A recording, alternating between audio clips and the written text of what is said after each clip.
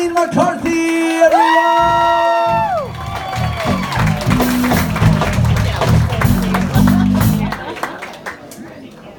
Hello, Maureen McCarthy. But not to be confused with Melissa McCarthy, but you know what? It's still hot under this undercarriage. Remember that from Bridesmaids? All right, so we were all psyched. The Patriots won the other day, right? Woo! Go Patriots, right? We all know what Mr. Kraft's been up to lately, right? A little bit of Asian day spa, right? What kind of, massage was that? Well, I heard he's gonna be maybe opening up some restaurants. And I think it's gonna be like a mullet. It's gonna be, business in the front and the party in the back. So first, I think the first one was called Shamrocks, Irish. And you can get your Guinness up front and they'll grab your shillelagh out back. The next one's also gonna be Asian, like the other one, but there's gonna be serving up some dim sum in the front and you can get some in the back. And the third one, maybe Italian, you get some pasta in the front and they'll grab your cannolis and meatballs out back. So I work at a wine store on the weekends, and people come in and say the craziest things. You never know what you're gonna get when you're dealing with the public.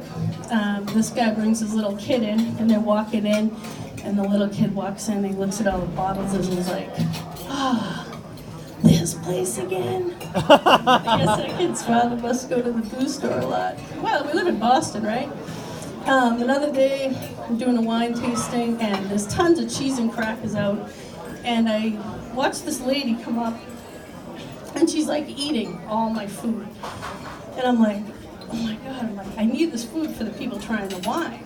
So I don't want to say anything to her, but I'm like, you know what? I'm like, lady, this food's kind of for the people who are trying the wine. And she looks at me and she's like, well, I didn't know I needed to be a lush to have a cracker. So I'm like, oh I'm never saying anything to anyone who ever touches my food again. Then another day, this guy came in and we were pouring expensive whiskeys and all the girls had nice boob shirts on. So he's checking out the women, he's looking around and he's trying the whiskey and he's like, hey, do you need to have cleavage to work here? So then, the best one yet, this guy comes in and we're tasting this really good bourbon. And we're he's sipping it and he's like, hey, this bourbon, this will knock your thong off. And I'm like, wow, that's pretty good. How do you know I'm wearing a thong? And then I felt like saying, are you wearing a thong? Tong, to-tong, tong, tong, tong. So I've been single for a while, but now I have a boyfriend. But when I was single, I went on those crazy date sites, plentyofools.com, dateadude.com, dateidiot, plentyofreaks.com, plenty of fools, all that. Plenty of fish. I said, if you saw the fish that are in this pond, you wouldn't want to go swimming, let me tell you. So, one of the guys, the first date I went on, he was kind of weird. His name was Jerry. And Jer, my friends on the train called him Jer. Well, Jer had a little kind of a weird fetish. So he had a picture on his site of a woman's calf from here to here. And it pointed like an arrow, if you have this, I want that. So, all right, what the hell is that? So I went on a date with them because I'm like, I gotta figure this one out. So we went on the date and we had a nice dinner. And then after the dinner, he says, well, what do you want to do now? So I said, why don't we walk around the mall? I said, I need to buy a pair of shoes. I'm in a wedding. So I put on the shoes and I start walking around and he's like, wow, you have unicorn calves. And I'm like, whoa, what the hell does that mean? Unicorn calves? Should I run around like a unicorn? So I get home, I tell my sister, all right, this one is named Unicorn Calf Legs. Do you think I should go on another date? And they were like, yeah, try it out another date. What's gonna happen this time? Well, the next time we go out on the date, he wants to go to an arcade game place. So we go and play arcade games.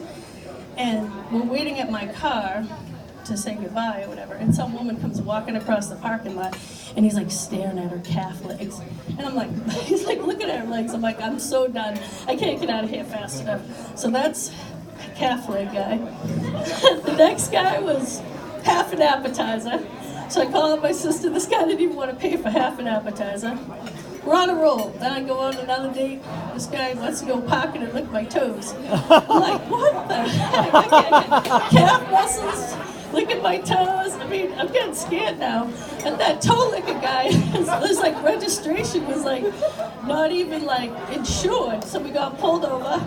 We had to like get out of our car. I got in the back seat of like a state trooper's car and got like, I had to take a cab back to my house. I'm like, this is like dating nightmare. I could write a book about these whack jobs. I'm scared. Who's next? Oh, there was one called Dog Breath too. Oh yeah, this guy had like killer dog breath. So when the phone rang, like look down. Oh, it's like dog breath guy. I'm getting scared. So, you know, maybe it's, well, actually my newest boyfriend, I told him the calf leg story, and on our third date, he actually bought me socks that have like unicorns on the calf part. So maybe he is the winner. But watch out for those dates out there, right? That's my time. Thank you.